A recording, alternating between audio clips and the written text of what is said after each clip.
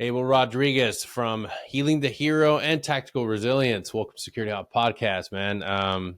It's round two. We tried making round one work, but Riverside wasn't coming through for us. So I will take that up the chain and see if they'll fix some issues. Yeah, for sure.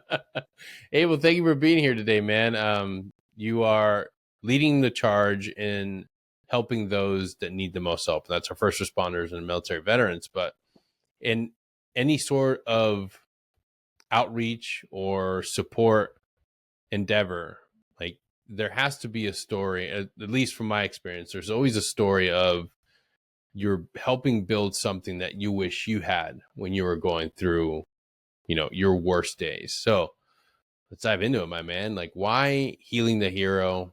Why is this something that's beneficial? And how did you find yourself working in this? Great question. So good morning, Dan. Grateful to be here. Dan, right now, he will be on the call with a client. Thank you for your service and your diligence to our community. Thank you to all the vets and first responders out there that get to see this, and family members too, because they serve with us. Oh, yeah. So our why comes from the reality that a lot of us find ourselves with the bad ideas of like, okay, if I remove myself from this equation because I'm going through all this hard stuff, then everything will be better, right? Yeah. That's obviously not true because of a lot of reasons. And the founder, Dan Jarvis, he actually found himself in a place where he was going to hurt himself, and he was interrupted by the kids in the upstairs apartment making noise, and that kind of broke his moment. It broke his state of despair. And then he fell asleep. And the next morning, he got a phone call that one of his soldiers, and it's all on our website. One of his soldiers had actually ended himself that same night. So, being faith oriented as he is, he prayed really hard. And Lord, we got to find a way to keep this from happening to anybody. We got to do our part. We really have to lean into this and find a different way, a different form of doing this that gets all those barriers out of the way. And this is the evolution of that, where we are now. I think we're like at 5.7 or something like that of this evolution. And what he came up with was basically peer to peer. If we have enough peers that can help each other out of these moments and then help each other thrive after that, that's the way to go, because it doesn't require any other input from any other organization or department or appointment and all that kind of stuff. So that's been his mission for the last six plus years. And I came in 2.5 years ago through a friend of mine that had referred me over to Dan, and then I worked with Dan on my anger. Didn't even realize anger was bad, because anger kind of served me a lot in a lot of oh yeah. For the entire veteran and specifically the soft community, it's like our multi-tool. Man, this is a really dumb thing we're about to do. I'd rather be mad than worried or scared. So let's go ahead and just get. So anyways, so he helped me out with that, and I can't believe how quickly it disconnected the root cause of mine. Of course, it comes from our childhood, right? Something early on taught us that was it. That was the go-to. So my immediate next question to him was, Dan, how do I get back? His answer would become a coach. So I've been doing that with the original nonprofit that he founded, 22 Hero. Yep. He also founded Anxiety Guys, Tactical Resiliency, and Healing the Hero. But over them, and now the evolution of it that we feel the calling is to kind of have a faith-based element to it. There's a lot of it that a lot of us that believe in somehow, and we found that that's a really, really useful tool to bring into the equation. And if for instance, I would say, imagine yourself standing wherever, but Jesus Christ is there with you.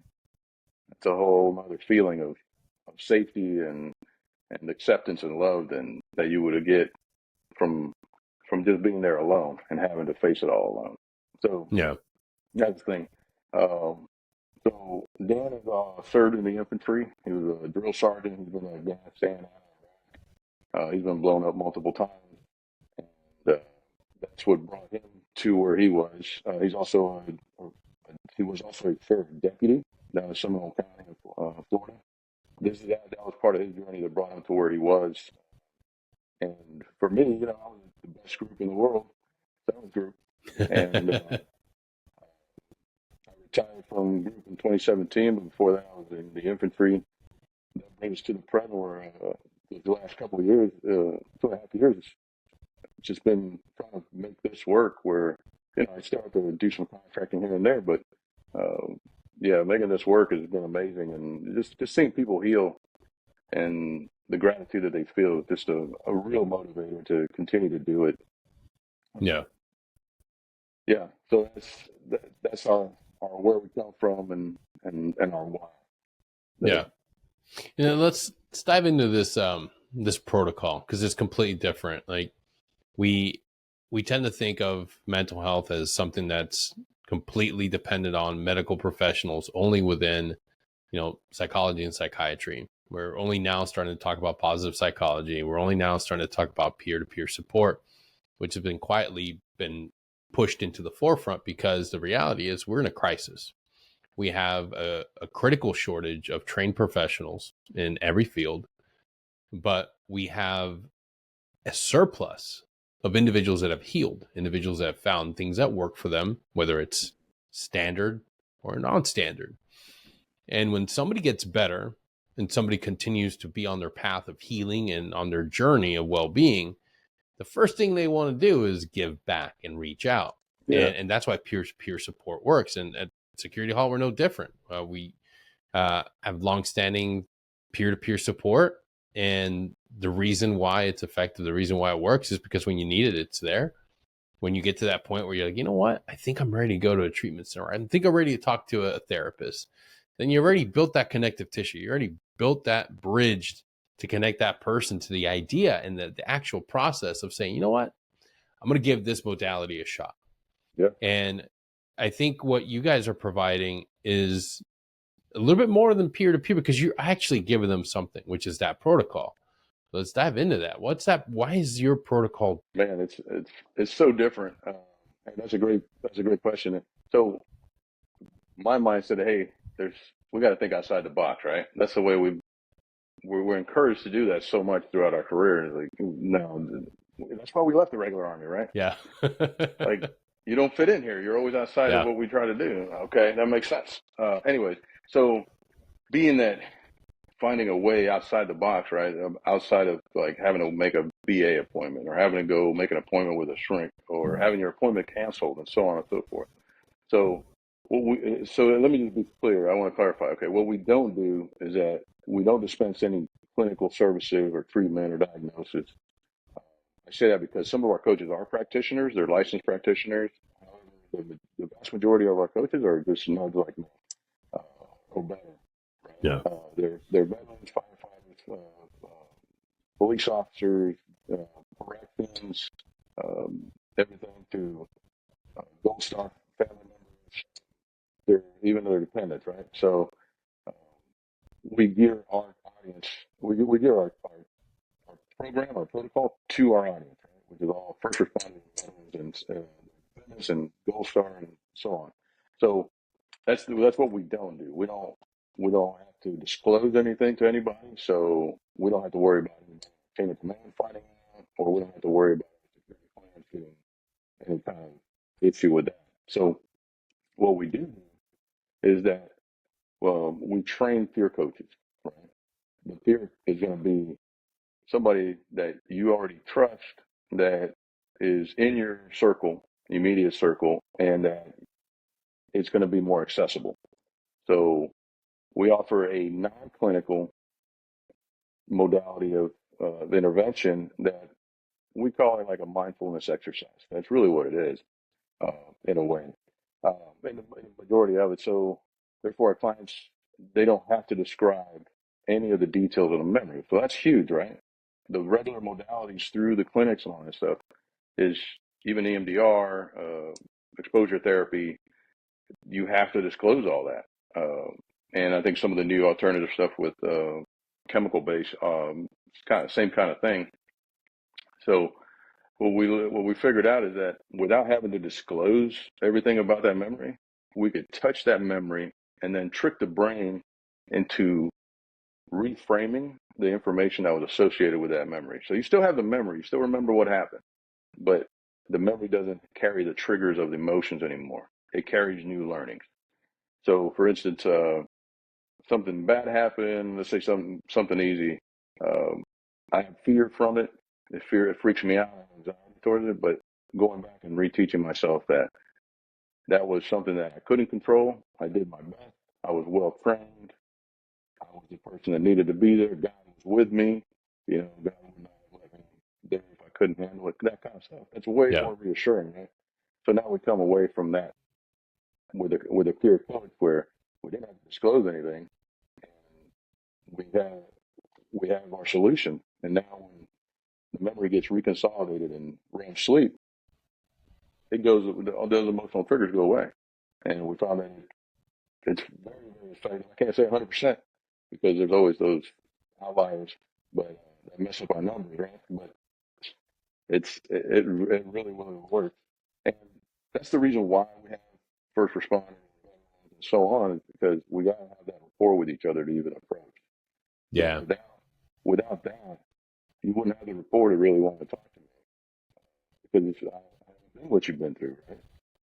And not to say that we don't work with civilians or family members that haven't been through that, but that's our primary target audience is the folks that are struggling in their everyday job.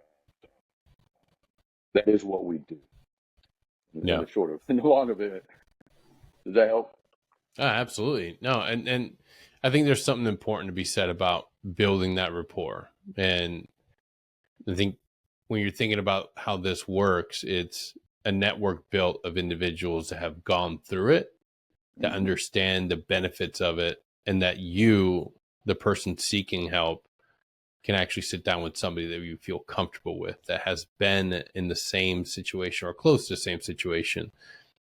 So there's a feeling of trust, and that's really Yeah. where you get through it. And then the other aspect I want to talk about it is memory. Like, we don't talk about the process of what it actually takes to encode that memory. We think data comes in and it just goes into one part of your brain and it stays there. But the reality is, and I can tell you this, that's not the truth. It comes Yeah. in, and even the memories that we hold on to and we think they're concrete are actually encoded with a lot of false information.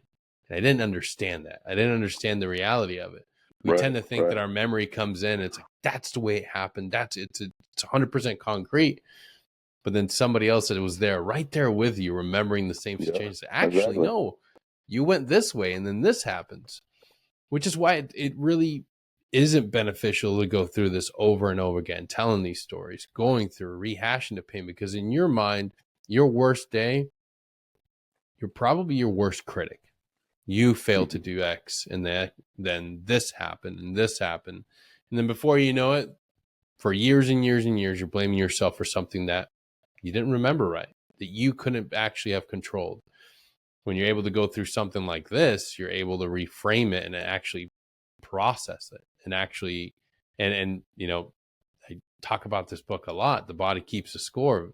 Oh yeah. Bessel van der Kolk, he explains it in that book as well. That trauma is locked in us, and if you don't address it, if you don't go back and deal with it, it stays with you. It stays in the body. um I want to talk about the successes you've had. I think last time we talked with Dan, said you guys were able to actually sit down with some other SF brothers and actually go through it, and you guys had really good success with those individuals. Absolutely. Absolutely. Yeah. So, um, just wanted to clarify one thing before we continue is that this is what we do is not a one shot and done. That's all Yeah. you need to do for your life, right? This is just like um, the first step so that you can get counseling, cognitive therapy will work better, right? Yep. But you're not triggered by the emotions. You're not having to suffer through it again. So that's the good part. And so you're right about our memories, right? We remember them differently than the guy next to us because our perceptions are different. So that's Yeah. logical. And the real root of it is that it comes from our childhood. Yep. We learn how to deal with our present the way we were brought up, the experiences that we had. So a lot of us have taken bad lessons from childhood and carry them on into our adult life, and that manifests itself in a number of ways, right? Yeah. But to get back to your point, so we went out to San Antonio to work with another nonprofit, and that nonprofit has their modality where they have a holistic approach, but they also do a brain scan that shows what the brain is actually doing and how triggered the brain is or how damaged the brain connectivity is. So we went out there. There was four SF, pretty senior or very senior enlisted that were there that we got a chance to work with. Um, we did 2 sessions with each one of them over a 2-day period, and then we left. So then Dan reached back out to find out the results of the brain scans, and 3 of the 4 had major shifts. Like Wow. major shifts, like notable shifts, like from the beginning of the week when they had their first scan to the Friday when they finished. One of them didn't, and that's normal. That's why I'm saying it's not 100%. Because Yeah. if the person doesn't want to do the visualization exercises, which is a guided mindfulness exercise, it's just not going to work. It's just not going to work for whatever reason they choose to do that. Right? They don't Yeah. trust us, or they have a personality issue, or a chemical issue, even could be. But that's the truth. And we have a whole lot more of that. Dan worked with a police officer from Pennsylvania, I believe, and they did a test on her uh, before a brain scan on her with Dr. He worked with Marshak primarily out of North Carolina. And they did a brain scan with her before Dan worked with her, and they did one the next day after he had worked with her. Day and night difference. So Oh. our brains are that powerful Yep. that our memories are that powerful that if we hang on to them in the wrong way, they're going to run away. That's just the reality of it. And that's what, thank God, we're able to disconnect is the negative memories from, Yep. the negative emotions from those memories. Yeah. The memories are still there. They just don't trigger us anymore. And it's tricky too, because you talk to anybody, and specifically guys or gals are really in it, really locked in. They almost don't want to let go of that trauma because it feels like an intimate companion. It feels like something that belongs to them. Like they Yeah, want to continue that. And the reality is you have to be an active and willing participant in your recovery. You have to. You yeah, have to want to do it. You have to want to do the work, and no one can heal you. No one can do the work for you. Nobody can get inside your mind and force you to do the visualization so that this works. And you have to exactly. be in that present moment awareness that you're wanting to overcome this. And that goes for everything. Um, Yeah, when you're working on your protocol with somebody, how does that conversation engage? I mean, it's obviously they're there, they want to be, but I would imagine that there's been some times you've met somebody. It's like, well, I don't think you're really here for this. I feel a little bit of hesitation. yeah, yeah, yeah. I've had the privilege of working with a lot of vets, and you get those vets that they have that identity, their self identity, encased in their trauma. Yes. Yep. So they kind of have to let that carcass fall away. They have to morph into somebody else, and that's a scary thing because they're so used to that, right? We go to Yeah. what's familiar with it. So yeah, you're right, and that's why we do ours like this, right, over a video conference or FaceTime or whatever, so that we can kind of see their reactions. Yeah. We don't don't push them anywhere, right? We just ask them to bring up what they need to bring up, and just by simply saying, "Hey, what's the first time you remember X emotion or whatever?" And then what was that moment? So if they do the exercise and they go there, they'll get the satisfaction of knowing that it's disconnected at the end. They'll feel it. They'll feel it. They start during our sessions, as we start getting towards the end, I'll see their shoulders drop. I'll see their breathing start to, kind of give more size. Like they're not pulling this anymore. They're not carrying that 800-pound gorilla on their back. They start to yawn because the body mind connection is letting go of the stress. It's releasing them. Their identity is huge with it, and we know the deal, man. When you're working with someone you have never met before, but they're in your presence, you got to build rapport with them quick. We connect over our service, obviously, and then we connect on in how they look forward on being free of their triggers, and it's been wild, man. I worked with a gentleman earlier this week that had treatment-resistant depression. That's big within our community. That's a big one. And he came back to me 2 days later in an email stating that he's done everything that the VA has out there, and he's even doing some of the chemical stuff too. This should be before any of that. Just to disconnect the triggers and let the other modalities take their effect too. Yeah. Because we are multifaceted, right? We're very new people, or individuals. So and that was very, very, very reassuring, and I'm grateful to him for sharing his thoughts with me. Yeah. At the same time, I'm working with a firefighter. About to retire, like almost at the end of his career, this man had 7 different traumas throughout his career that he was still struggling with. And as I'm working with him, he is like almost in pain. It looked like just his face is long, and as I started helping him disconnect these, man, he got a smile on his face. So I asked him, "How are you feeling right now?" "Man, I haven't felt this good in a long time."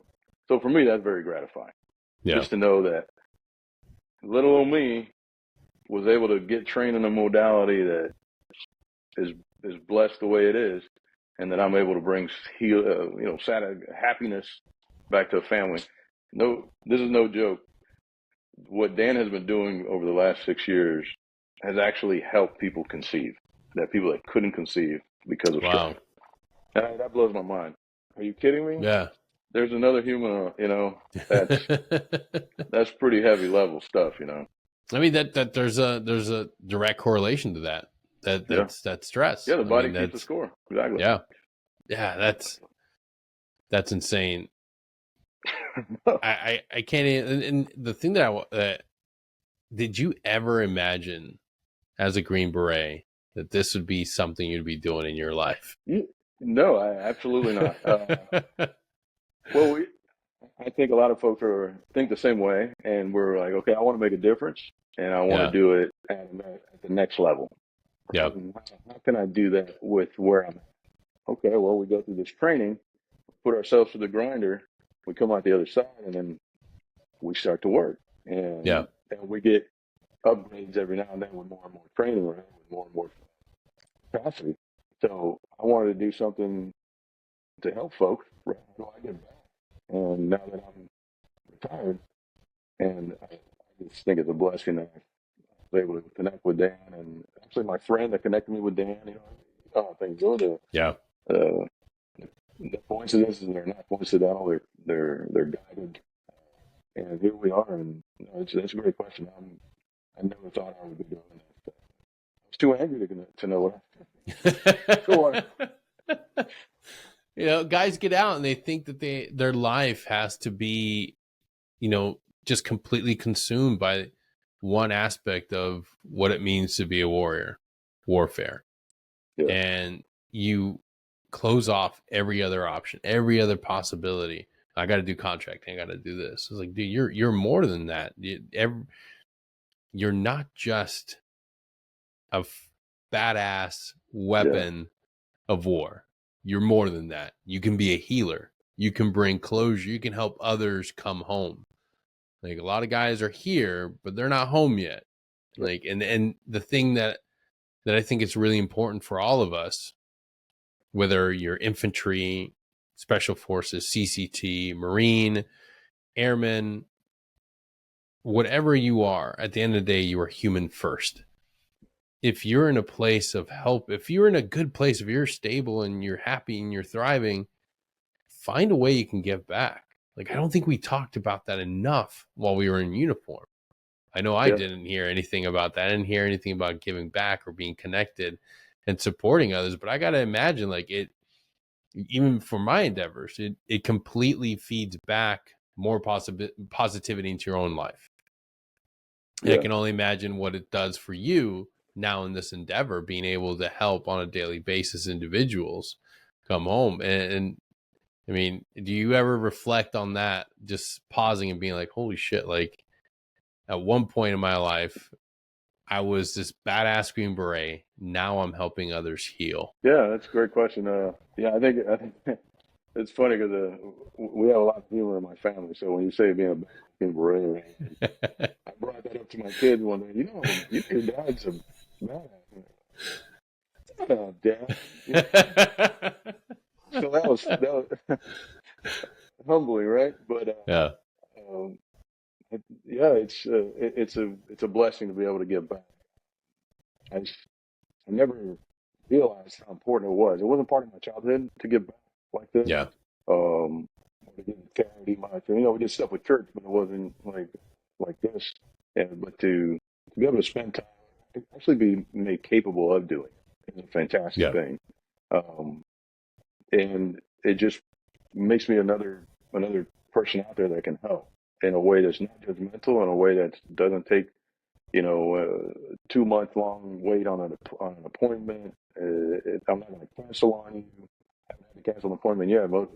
So if there's a lot of folks of us in our community, man, they are high functioning individuals, right? I mean, they come out and they go to work for some major companies. They come out and they start their own businesses, podcasting guys, right? Yeah.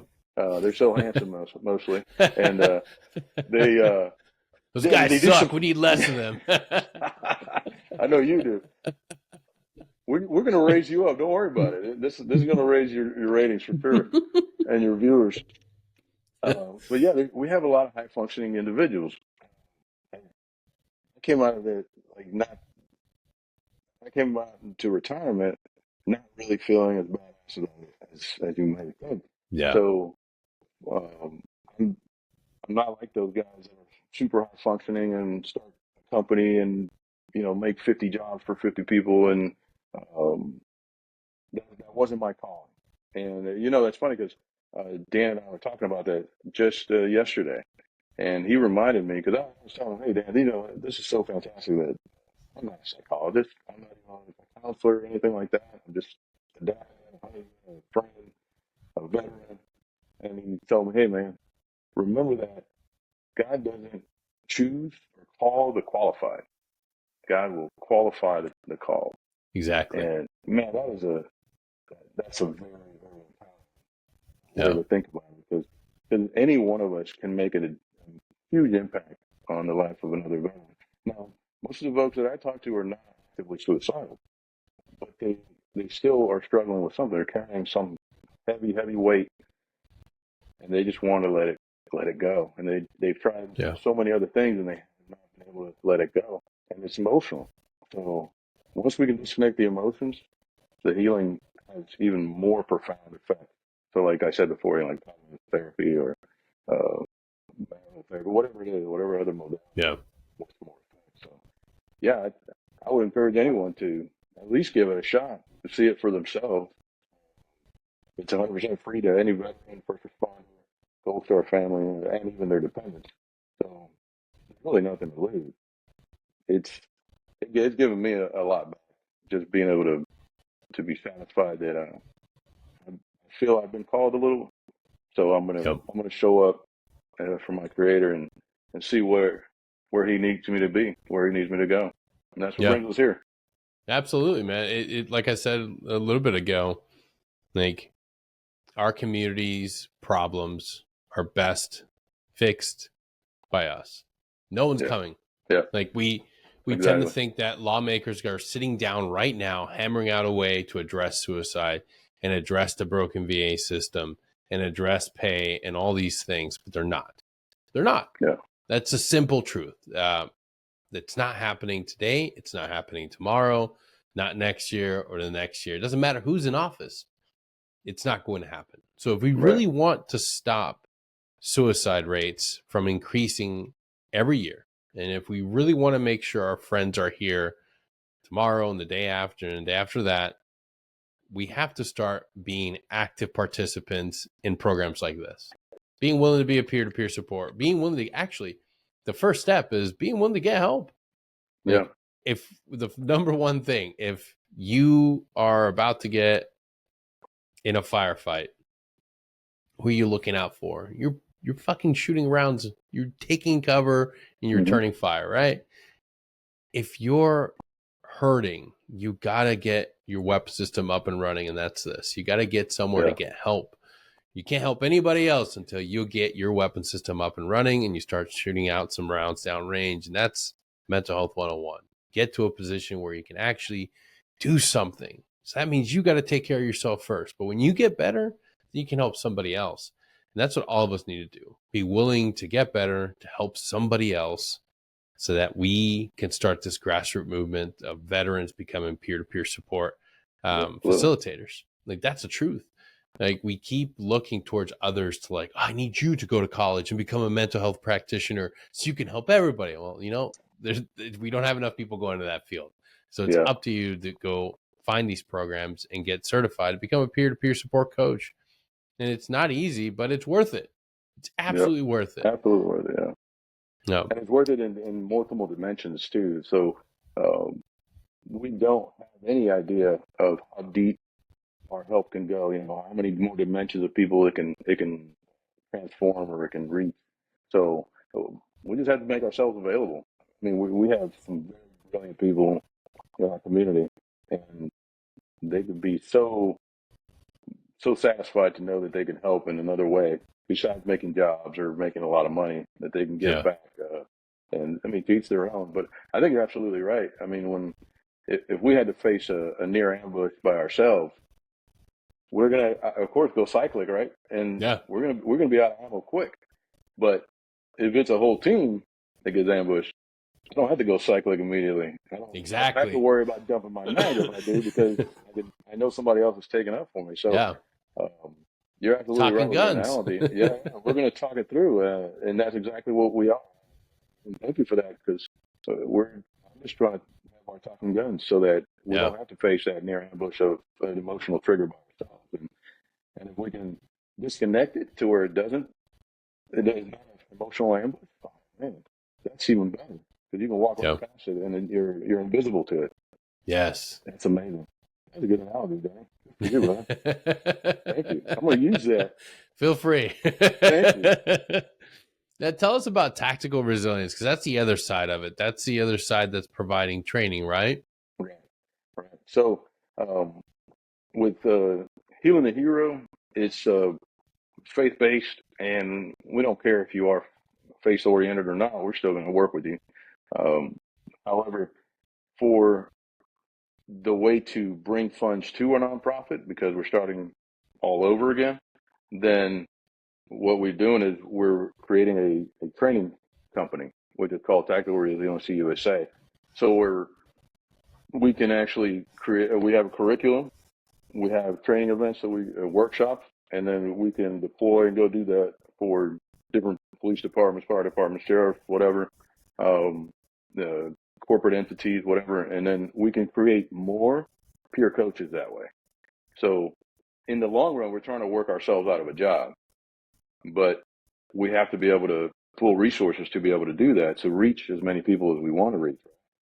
So Dan is really smart on this stuff. So he's like, hey, let's make a company that will funnel money over to our nonprofit so that we can give back to that nonprofit and grow that. So we have the way that we can train the more volunteers or more coaches, and they can be within their department. So, for instance, the same sheriff's department that he was part of, Seminole County, that's like 1,400 individuals in there. So imagine having a whole department trained. So they're having no triggered event. They're having less triggered events on the street, having less triggered events in their prisons. They're having less triggered events in their staff. What kind of a community would that make, right? Yeah. So because they have the resources to help us with that, that's what tactical resiliency is doing, and it's a reality that we need resources to get out there and make websites and make these conferences possible, get our literature out. So that's why we're doing it. We're retired, so he and I are both retired, so we can only do so much. Yeah. I'm still doing, like I said, I'm still doing a little bit of contracting until things pick up more, but they're picking up pretty quickly. So I'm being very selective of what other things I put my energy into, because this is going to being part of the beginning of something like this is just amazing, and uh, you see it grow every day. And Yeah. but that's why we have tactical resiliency. Basically, it's not for anybody to get rich off of. It's just so that we can funnel the resources over to making the peer rescue protocol, correction, Healing the Hero nonprofit, making that more robust and being able to reach more. So at the Yeah. same time, we're departments are hard to move around, right? They don't want to shift gears, right? So Yeah. a lot of folks are like, hey, no, go see a doc, or a lot of the departments have a program already contracted with some counseling firm. Since this is not counseling, this is immediate peer care. We can kind of bypass that, and as the word gets out, we're hoping to make more and more coaches. Like I said, our goal is to work ourselves out of a job where everybody in our community is someone that can Yeah. see a brother struggling or a sister struggling or a dependent even struggling, and they can be there and help them disconnect those traumatic memories from their emotions. So that's why the tactical resiliency is there, and uh, what Dan's really excited about whatever uh, entity goes with the program first, and like especially like law enforcement, because they can pretty much Yeah. set the standard. Like there's a San Jose standard for something the cops do, and there's all these other ones, right? But with this peer to rescue, I mean, it's whoever gets it first is really gonna make a name for themselves, because it works. It just Yeah. works, and it's such a quick way.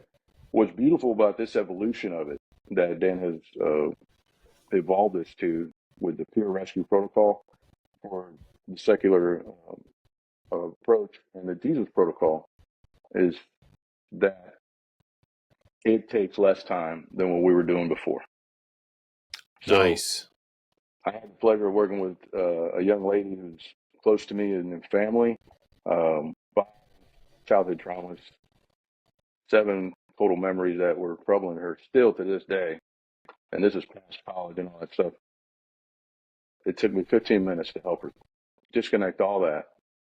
And she's sitting here across from me, and she's like, wow, what the heck did you do?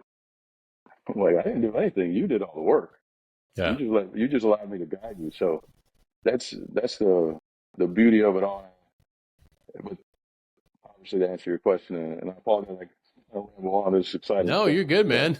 But yeah, so tactical resiliency is the training arm that we can deploy trainers. We can do it virtually, but we love meeting in person. We can do workshops and help departments heal some of their folks.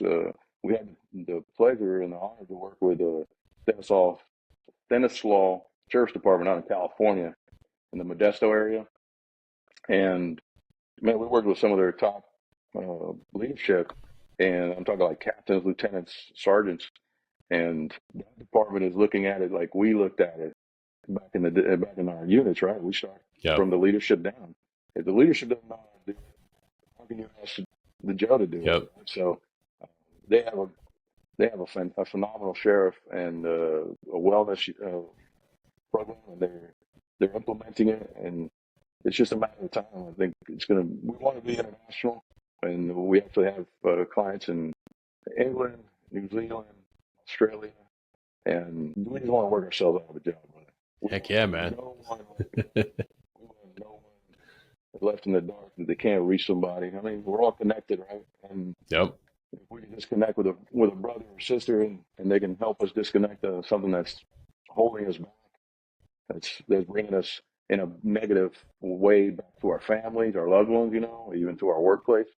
That's that's what we want. We want to disconnect all that. We want to have a world that's no longer triggered by some insecurities or some negative memories from their childhood, and that looks at things logically and what's best for everyone, and what's best for themselves too. And Lord willing, we'll get there slowly. We'll get there Heck yeah. surely. I mean, slowly Man, but surely. awesome, brother. Yes, Once sir. again, how can people get a hold and participate in healing the hero? Yeah, absolutely. So, um, healingthehero.org is our website. You're welcome to go there. There's plenty of information on us there, and how to get a hold of us. If you want to get a hold of me directly, my email is Abel, ABEL, at healingthehero.org. If you are seeing this and you want to do the training side, it doesn't matter either way, but we also have a Tactical Resiliency USA.com. And you can reach us there, Dan, or Abel at tacticalresiliencyusa.com, or Dan and or Abel at healingthehero.org. And my personal number, if you want to reach out to me, is 850-612-6441. And that's how the quickest way. We want to make it as easy and as simple as we can. I know Dan loves to give out his number, and I'm glad to give it out too. I don't remember these numbers right, but I think it's Oh, no. The internet's a yeah, powerful place. it is. No, but Dan. So that's what blows me away about Dan is that his example is he's the founder, he's the CEO of this, and yet he gives out his personal phone number. Yeah. So me being his his partner in this, I was going to say partner in crime, but I don't want to say crime. but his partner in this, It's that seventh group in you. allegedly, Allegedly. yes. Allegedly. I don't know. I have to think about it. But anyways, if you want to reach out to Dan, he's like I said, he's on a call right now. But his number is area code 863-221-6304. That's 863-221-6304. My number is 850-612-6441. And we're just here to help, man. We're not here for our own gratification, other than being satisfied now that we did a good job, and we helped another brother or sister or family member, or both our family Oh get yeah, over brother. the traumas. Yeah. Awesome. Well, Abel, thank you so much for being here with us, man. Again, the name of that organization is Healing the Hero. Go check them out at healingthehero.org. Pause, go to the episode description on this episode right now. I'll wait, scroll down. There it is. There's a website. There's Abel's phone number. There's Dan's phone number. Go ahead and give them a call, or take their numbers and send them to everybody you know and tell them, contact these guys to Yeah. get your shit fixed. Start taking care of yourselves. We don't put enough emphasis on taking care of ourselves as men, as veterans. We need to, because Yeah. guess what?